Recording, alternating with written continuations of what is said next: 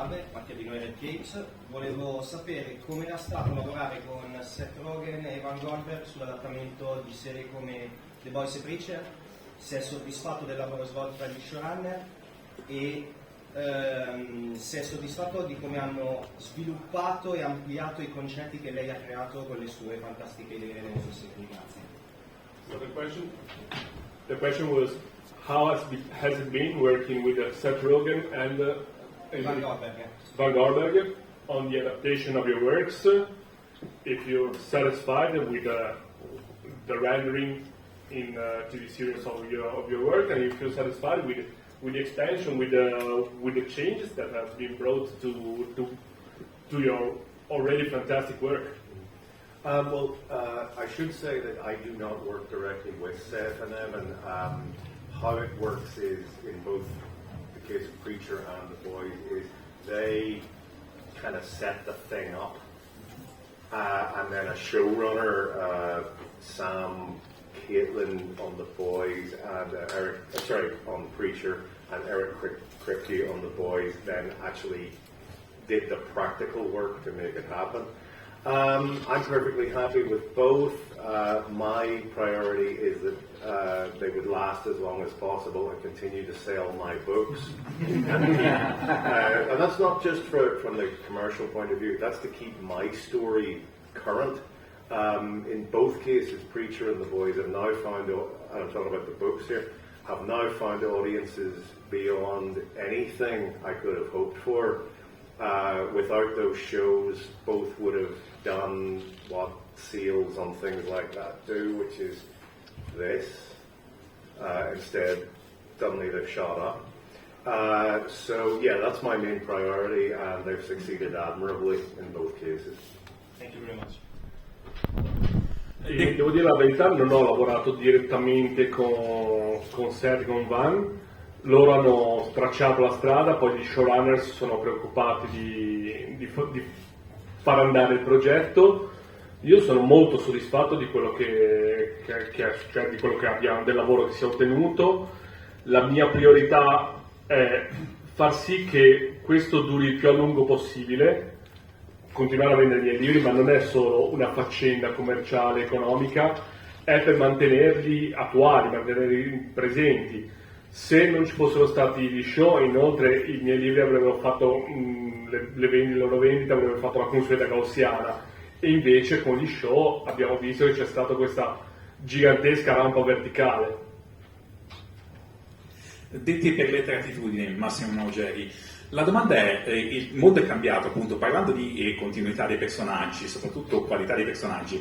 Qual è il personaggio che è invecchiato peggio fra i suoi, secondo lei, rispetto al mondo? Grazie. So the world has changed, we see it every day. And speaking about changes, in your works, which is the character that grew all the worst in comparison to the changing world?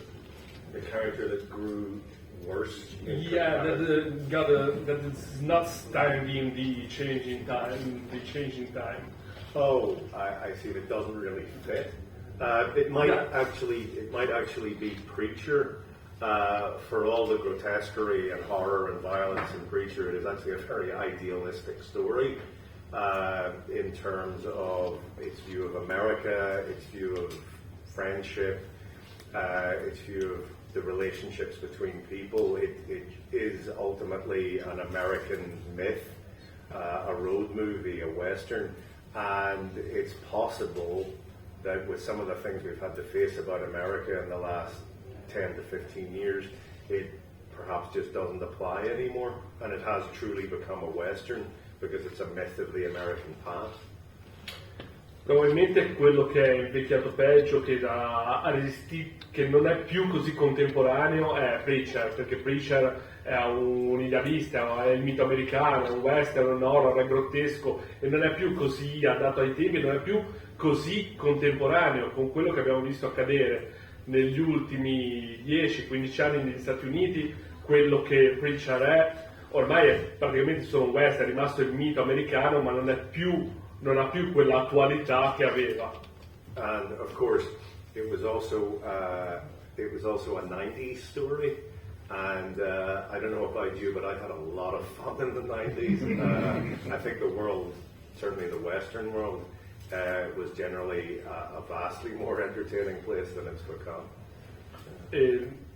C'è anche da aggiungere che è una storia degli anni 90. Io non so voi, ma io mi divertivo un casino negli anni 90 e penso che il mondo fosse molto, molto più divertente in quell'epoca.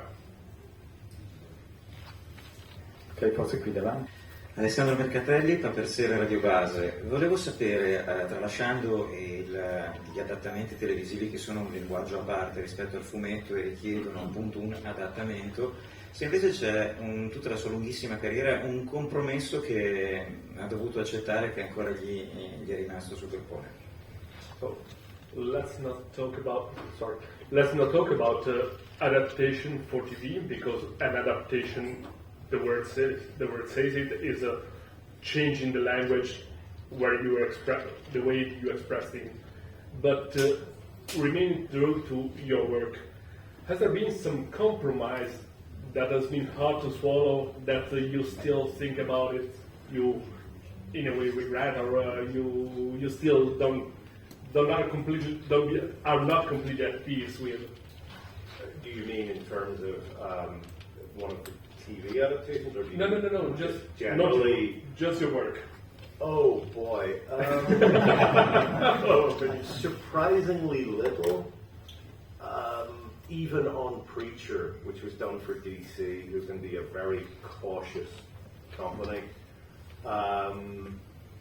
there really wasn't that much. When Preacher was a monthly comic, it had a letter column, and I did the letter column. I just got everybody's mail and printed the most entertaining ones and said outrageous things.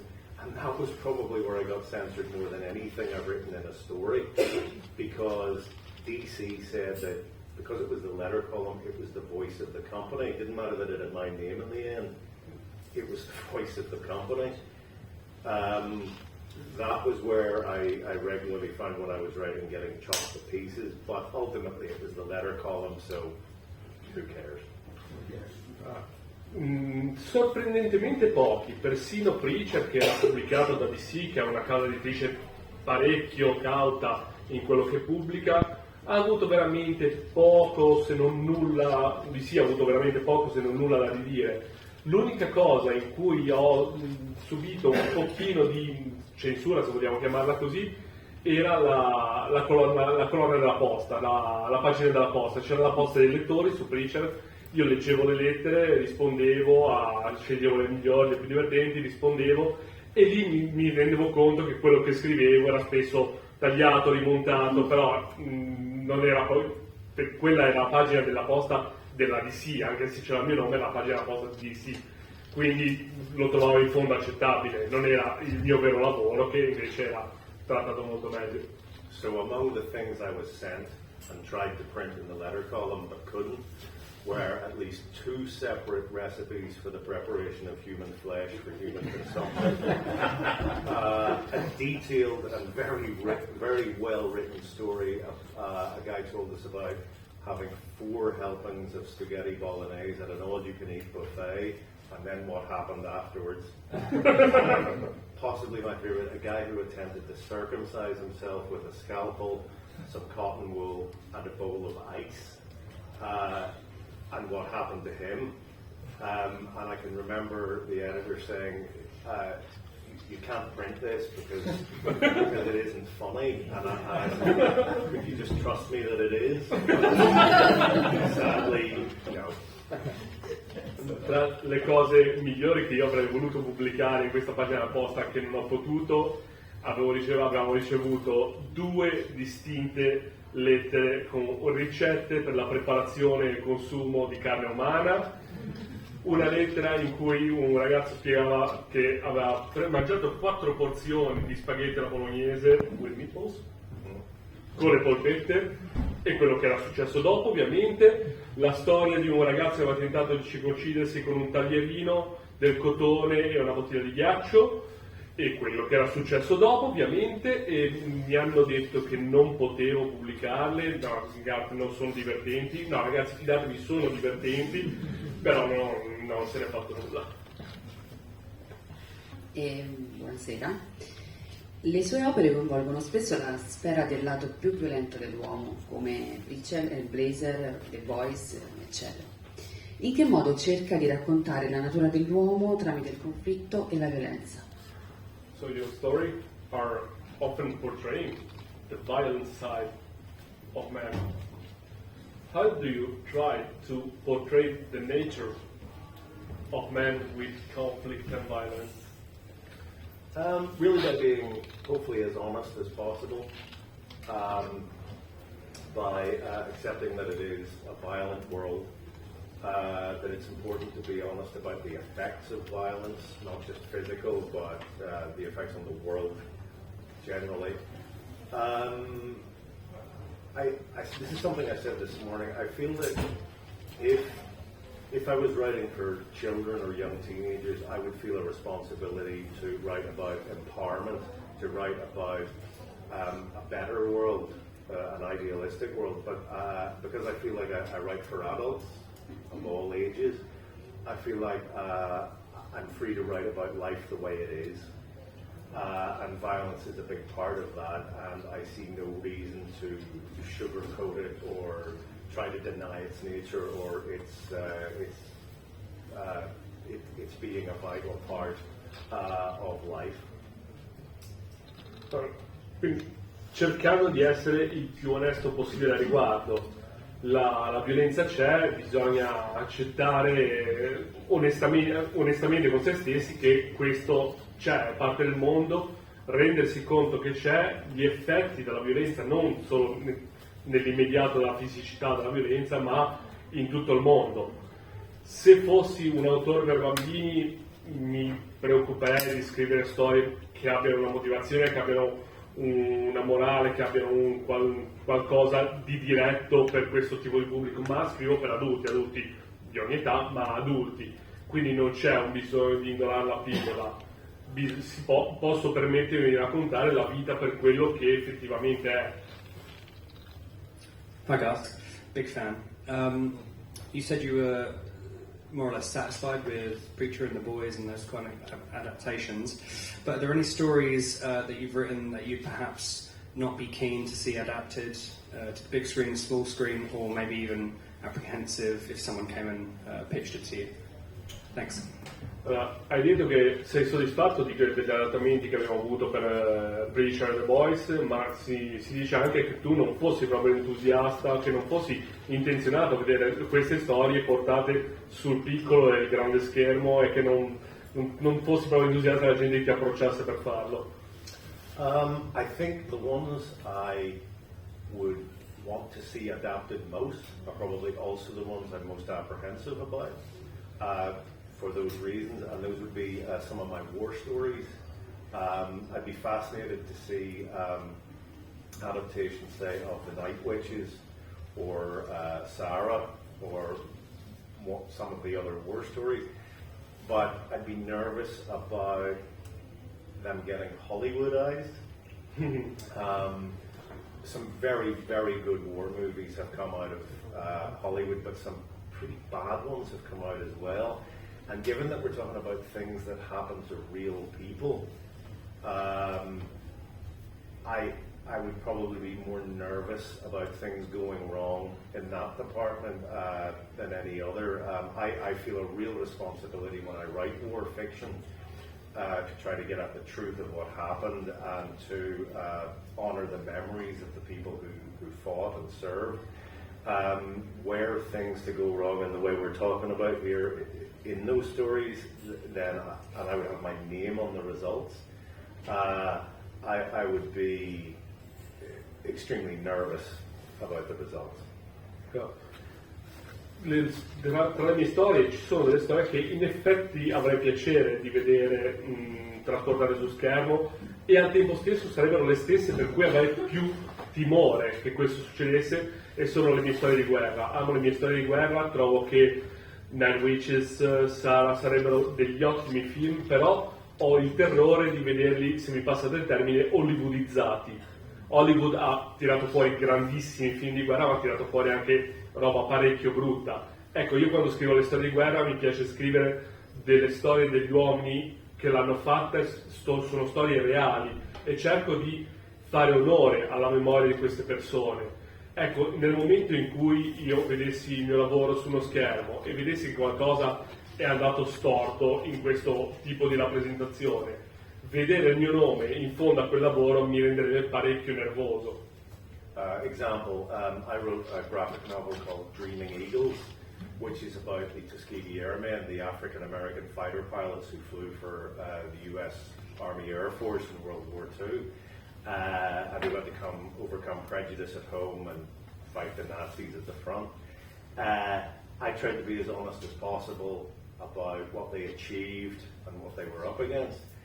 Now, there's a movie called Red Tails that came out about 5 to 10 years ago, which I didn't think it dishonored the memory of the Tuskegee Airmen by suggesting that they did things that they didn't.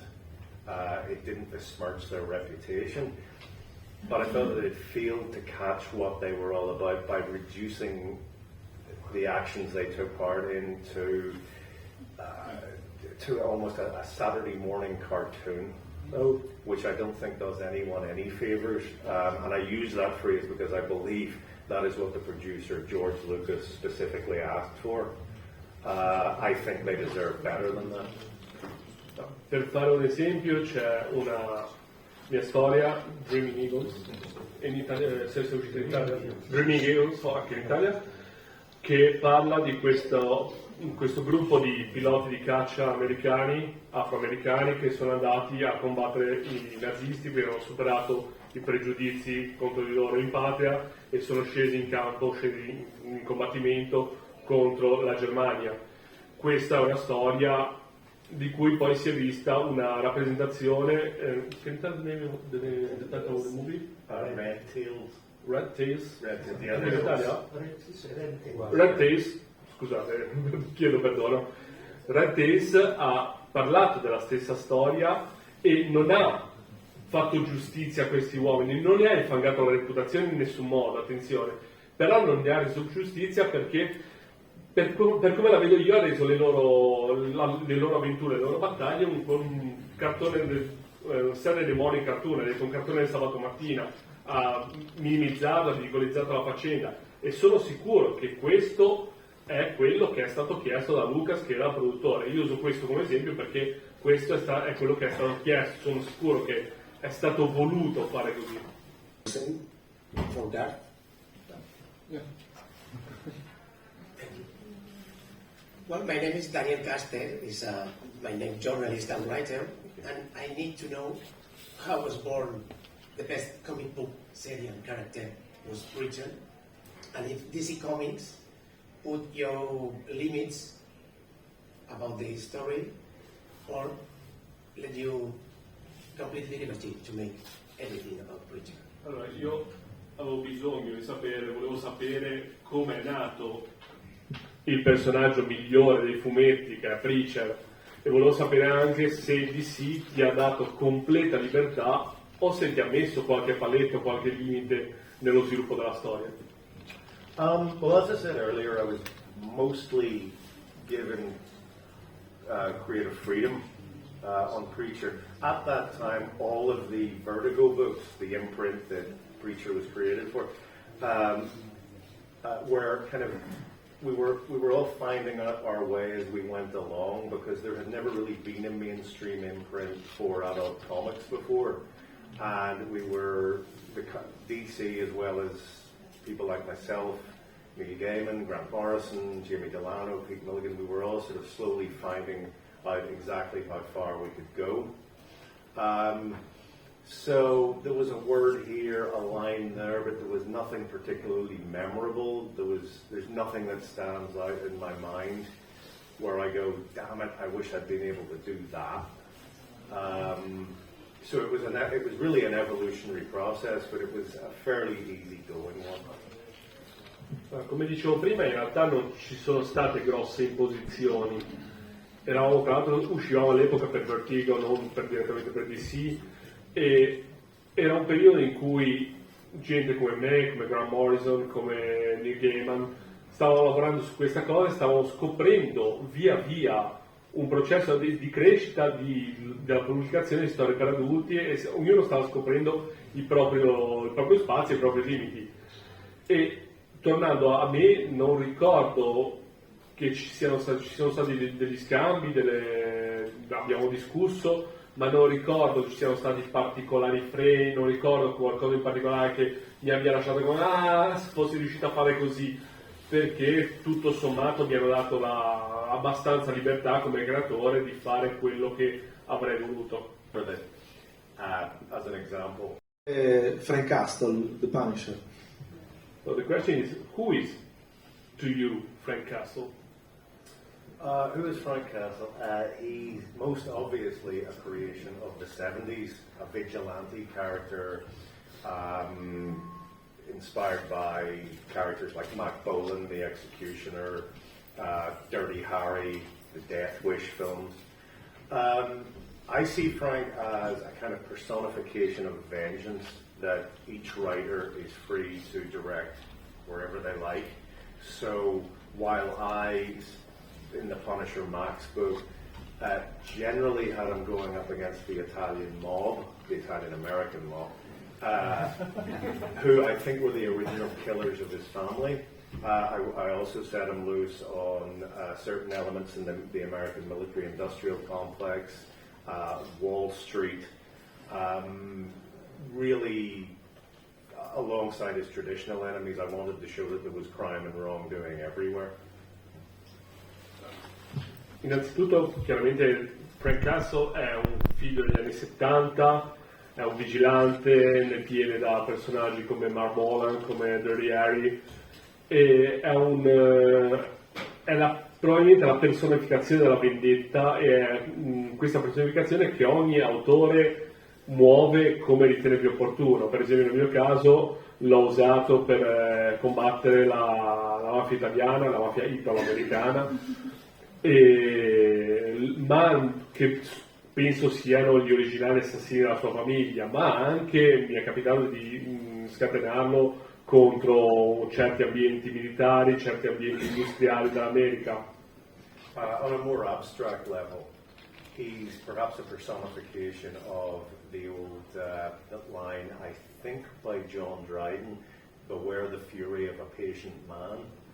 I see him in this sense as being like a kind of a natural catastrophe, like a volcano or an earthquake or a tropical storm. He's something that happens when the pressure builds up and things get worse and worse and worse, and then one day you look out the window and there's that silhouette on the horizon. And James Gunn, that is now handling the DC Cinematic Universe, there would be, in your opinion, more chances to see Hitman on screen, whether it is the large screen or the small screen? And would you like to see it happen? Oh, sure. È stato decostruito, è stato demolito. I'd like to see it happen, and I think, judging by some of the work he's done on, for instance, Peacemaker, James Gunn would very definitely be the right choice. But I have given up trying to anticipate, guess what is going to be adapted. I think the whole thing, the whole question is so arbitrary, and tastes seem to ebb and flow in so many different directions that you're as likely to see it as not. And I really have no sense of how likely it is to happen. I will say this. One stumbling block for Hitman could be the same as it is for the Punisher, guns. That could be a problem. Poi ci sei stato tu con The Boys, e 20 anni dopo stiamo per assistere a un'altra demolizione. What should we expect for? Was the question. Yeah, are we overdue? Should there be another one now? And where is it coming from? Who should we keep an eye on?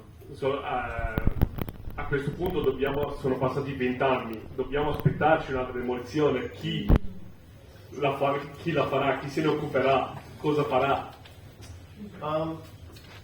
In a way, I'm the wrong person to ask because I'm not a keen observer of this industry in general, or the superhero genre in particular, the sense I get is that nothing unique to comics about this, is that people are now really having superheroes represent whatever they need and want them to represent.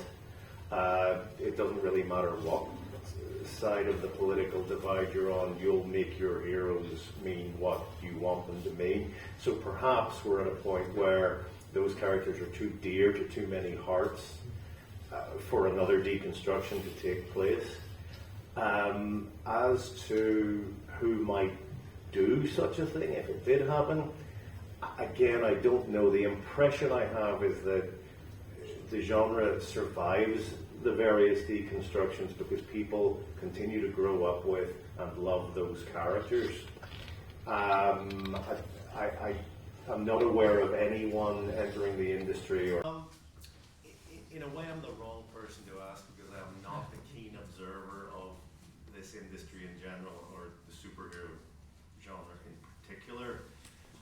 The sense I get is that nothing unique to comics about this, is that people are now really having superheroes represent whatever they need and want them to represent. It doesn't really matter what side of the political divide you're on, you'll make your heroes mean what you want them to mean. So perhaps we're at a point where those characters are too dear to too many hearts for another deconstruction to take place. As to who might do such a thing, if it did happen, again, I don't know. The impression I have is that the genre survives the various deconstructions because people continue to grow up with and love those characters. I'm not aware of anyone entering the industry or who's entered the industry in the last 10 years or so who has the same sort of weird left of centre suspicion about them as people like Alan Moore, myself, Pat Mills on martial law, and so on. I mentioned Grant Morrison earlier.